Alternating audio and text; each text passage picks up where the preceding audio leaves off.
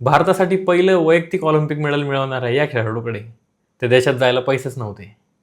Khashaba जाधवांची Helsinki ऑलिम्पिकसाठी निवड तर झाली, पण त्या देशात जायला त्यांच्याकडे पैसेच नव्हते.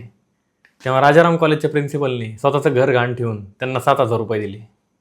खाशाबा जाधव ऑलिम्पिकसाठी क्वालिफायच होऊ नये म्हणून एका सिलेक्टरने मुद्दाम 1 पॉईंट कमी दिला होता. तेव्हा खाशाबांनी थेट पटियालाच्या महाराजांना पत्र लिहिलं आणि न्याय मिळवला. ऑलिम्पिकमध्ये गेल्यावर सुद्धा सलग मॅचेसच्या दरम्यान त्यांना विश्रांतीसाठी पुरेसा वेळ देण्यात आला नाही. तरीसुद्धा ब्रॉन्झ मेडल मिळवून खाशाबांनी इतिहास घडवला. 151 बैलगाड्यांची मिरवणूक निघाली कराडवरून. 15 मिनिटाचा प्रवास होता, पण 7 तास लागले घरी पोहोचायला. भारतासाठी पहिलं वैयक्तिक ऑलिम्पिक मेडल मिळवणाऱ्या या खेळाडूला आजपर्यंत एक पण पद्म पुरस्कार देण्यात आला नाही. 27 वर्ष पोलीस खात्यात नोकरी केली आणि मृत्यूच्या 17 वर्षानंतर अर्जुन पुरस्कार जाहीर झाला. आज आपण ऑलिम्पिक विजेत्यांचा सन्मान करतो, पण त्या इतिहासाचं पहिलं पान लिहिणाऱ्या मराठी माणसाला आपण न्याय दिलाय का?